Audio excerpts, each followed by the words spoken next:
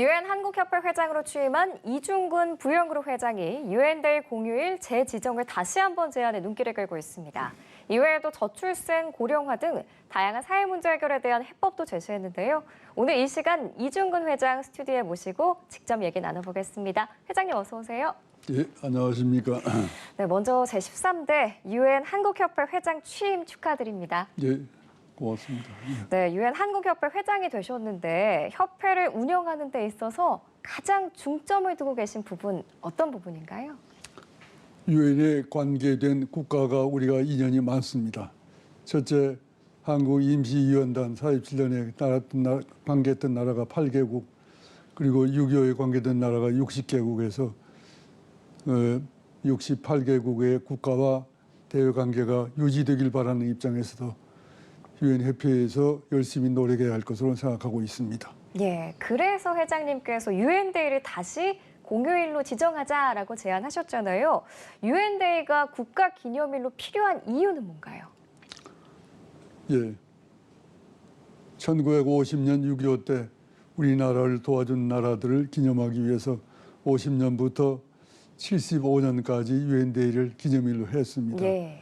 그랬다가 76년부터 기념일이 폐지됐기 때문에 다시 복원하자 하는 의미입니다만은 이유는 애초에 1947년 유엔 한국 임시위원단이 들어와서 우리나라가 50선거를 치렀고 48년 또 정부가 수립됐고 그렇게 해서 다시 50년이 6.25가 나서 유엔군이 참석해서 우리를 다시 지켜줘서 현재가 보존되었습니다. 네.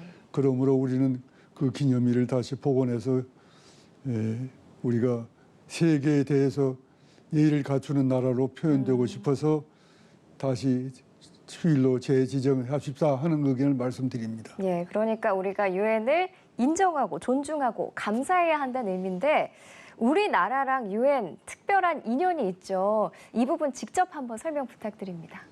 이제 설명드리면은 우리나라가 태동 자체가 이제 옛날에 우리가 45년 8월 15일 전에 1909년에 안중근 의사에서 하얼빈 의거가 있었고 또 1919년에 만세운동과 상해 임시정부 김구 선생의 상해 임시정부 수립이 있었습니다.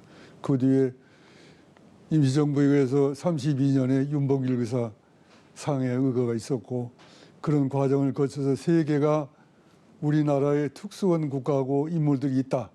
관심 있는 대상이 돼서 유엔이 성립된 45년 이후에도 47년에 한국의 임시위원단을 파견해서 선거를 치러서 한국의 정부를 수립해 주자 하는 위원단이 8개국이 대표가 들어와서 예. 우리나라가 선거를 치러서 48년 5월 10일 대한민국 정부는 기초 선거를 최초의 역사의 최초로 선거를 치렀습니다. 그래서 7월 17일 헌법이 발표되고 8월 15일 날 정부가 수립됐습니다. 그래서 48년 8월 15일 날 대한민국 정부 수립과 완전한 미군 군정으로부터 해제 그렇게 하고 50년 6월 25일 날 또 6.25를 치렀습니다. 그 과정에서 유엔군 60개국이 우리를 도와줬습니다. 네. 그래서 우리가 현재가 보존되었습니다. 그러므로 우리는 반드시 감사해야 한다 해서 재지정을 희망하게 됐습니다. 그러면은 유엔데이 재지정과 관련해서 현재 정부나 정계나 논의되고 있는 부분이 있을까요? 예, 제가 노인 회장 입후보하면서 그 선거 공약으로 내걸었더니 전부 동의해서 42만 명의 그 서면 동의를 받아서 국회에 제출했고 국회에서는 현재 행정안전위원회에 부의가 되어 있습니다. 되어 있는데 의장 임명으로도 금년 말까지는 검토해 주겠다는 공문을 받았습니다. 예. 계속 노력 중에 있습니다. 예, 앞으로 또 회장님 바람대로 이 논의에 진척이 좀 있었으면 좋겠고요. 보니까 회장님께서 전쟁 기념관에 유엔 참전국 상징 기념물을 기증하시고 또 6.25 전쟁 1129일, 광복 1775일 등 총 5쪽의 역사서를 집필하셨는데 좀 특별한 계기가 있으셨나요?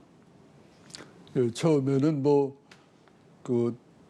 남철수 같은 거를 영화로 하면 어떠냐 해서 검토를 했습니다. 하다가 그게 아니고 좀 큰 의미로 6.25 전체를 책자를 만들어서 알려야겠다 해서 책자를 만들었는데 6.25를 만들고 보니까 그 이전의 원인 배경을 알고 싶었다 하는 말이 많이 있어서 그 광복이라고 해서 해방과 동시에 45년 해방으로부터 그 6.25까지 예. 그 역사를 책을 만들었습니다. 그런데 그러면 또 왜 해방이 필요했느냐 하니까 일본 식민지 시대가 필요해서 그쪽을 또 다 하게 됐고 또 식민지 시대 하다 보니까 왜 식민지가 됐느냐 하는 얘기가 궁금해서 그래서 다시 또 여명이라는 책을 쓰고 그 뒤에 여명 후에 조선조를 전부 연결해서 썼습니다. 그런데 그것들을 책을 이제 우정차려 해가지고 날짜별로 쓰게 돼서 연결하다 보니까 그냥 한 대권이 됐습니다. 회장님께서 역사에 대한 중요성을 알기 때문에 이런 행보를 보이신 것 같다라는 생각이 들고요. 그럼 이번에는 주제를 바꿔서 회장님 하면 또 빼놓을 수 없는 주제입니다. 출산 장려금. 자녀 1인당 1억 원 상당히 파격적인 액수인데 보니까 현재까지 134억 원을 지급하셨더라고요. 처음에 1억 원을 줘야겠다라고 마음 먹으셨을 때 어떻게 1억 원이 책정이 된 거예요? 글쎄 그 필요 액수에 대해서 그 적정성 문제가 있는데 협의를 해보니까 그 정도 되면 꼭 좋을 것 같다고 해서 그렇게 하게 됐고 또 용어도 억이라니까 괜찮고 해서 상당히 만족도에 가깝다고 생각하고 그리 정하게 됐습니다. 예, 받으시는 분들 정말 말씀 주신 것처럼 굉장히 만족하실 것 같고요. 이렇게 부용의 출산장려금 지급 이후에 많은 기업들도 여기에 동참하고 있습니다. 기업들의 동참 행렬이 사회에는 앞으로 어떤 변화를 가져올 거라고 보세요? 출산장려 목적 그대로 나비 효과가 있어가지고 모든 사람들이 같이 모든 기업들이 같이 협조해서 대한민국의 그 출산장려의 일익을 담당해서 정상적인 출산 궤도에 올라갔으면 하는 간절한 바람입니다. 예, 선한 영향력의 나비 효과. 저출생 시대에 참 의미 있는 변화가 아닌가 싶은데요. 보니까 회장님이 그룹 차원에서 1조 2천억 원, 또 고향 마을 주민, 초중고교 동창생, 군 동기, 군 전우에게도 2,660억 원을 개인적으로 기부를 하셨습니다.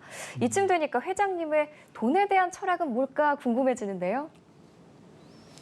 돈에 대한 뭐 특별한 철학이라고까지 있겠습니까만은 그 나눔은 상당히 좋다.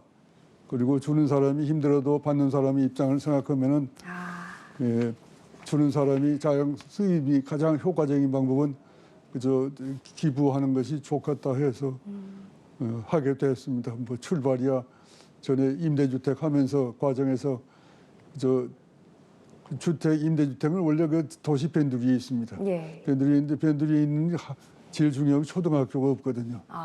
그러니까 그 초등학교를 지어서 제공하니까 입주자가 잘 들어오고 학교는 학교대로 이용되고 그러니까 장사도 되고 기부도 되고 해서 출발이 그렇게 시작을 하는 것이 점점 모아지니까 액수가 좀 커졌습니다. 나누면 좋다라는 생각에 다양한 곳에 기부를 하셨습니다. 그중에 재미있는 일화도 있는데요. 공군에 밥값으로 100억 원을 기부하셨더라고요. 어떻게 100억 원이나 밥값으로 기부를 하셨어요? 밥값이라는 용어는 이제 결과가 그런 용어가 쓰입니다만은 공군 그 조종사 전후회 예. 장학금을 좀 냈습니다. 냈는데 그거를 이제 제가 사실은 군 생활하면서 밥을 좀 많이 얻어 먹었습니다. 그래서 제가 흔히 밥값 냈습니다. 그런 용어를 쓰다 보니까 밥값이라는 용어가 됐습니다. 네, 유엔 재지정부터 공군에 100억 원을 기부하신 것까지 나라를 생각하는 마음이 참 깊게 느껴지시는데 회장님께서 또 대한노인 회장직도 맡고 계시잖아요. 노인 연령을 높이자는 제안도 하셨습니다. 이건 어떤 배경에서 나온 얘기인가요? 예, 이건 인구 전체를 놓고 볼 때 우리가 5천만 중에서 현재 노인 인구가 65세 이상이나 1,000만 됩니다. 그런데 2040, 50년 되면은 2천만이 된다고 그럽니다. 그러면 인구 전체 5천만 중에 2천만이 노인대 뿐이면 어린이 교육자 한 1,000만 빼면은 결국 2천만을 생산 인력입니다. 생산 인력이 25세에서 65세까지 그 인력이 2천만을 모신다는 게 너무 버거울 것 같아서요. 그래서 노인 현재 65세가 아직 건강이 괜찮다 하니까 10년 후에 노인을 1,000만 원저리로 정리할 수 있다면 10년 후에 75세 얘기입니다. 그래서 노인 인구가 줄면 생산 인력이 늘 거 아니냐 그 네. 얘기입니다. 그래서 어린이 1,000만 빼면 생산 인력을 한 3천만으로 노인을 한 1,000만 정도로 그렇게 좀 맞춰보면 좋겠다 해서 이 목적은 노인 인력을 줄인다는 얘기보다도 생산 인력을 늘려본다는 네. 얘기로 그런 의도로 의견을 시작을 했습니다. 네, 이 역시 좀 대한민국의 미래를 위한 제안이구나라는 생각이 드는데 자, 창업 1세대 경영인이시자 대한노인회장, 세계인 상공인 총연합회 회장, UN 한국협회 회장 등 다양한 분야에서 여전히 활발히 활동하고 계십니다. 마지막으로 시청자분들께 한 말씀 부탁드릴게요. 예, 그 용어는 이제 사회적으로 국가적으로 장래를 위해서 노력하면 좋다. 그건 사실인데 그리 큰 용어를 쓰면 더 좋고 각자 자기 집에서 아들, 손자가 잘 살 수 있도록 좋은 마음씨를 써주시면 그것이 바로 국가가 아니냐 해서 각자가 각자에게 자기 후손에게 잘하는 것이 국가 장래라고 생각합니다. 각자 노력해서 거의 합쳐지면 국가 장래니까 우리가 우리의 가족들을 서로 보호하는 데 최선을 다하면 좋겠습니다.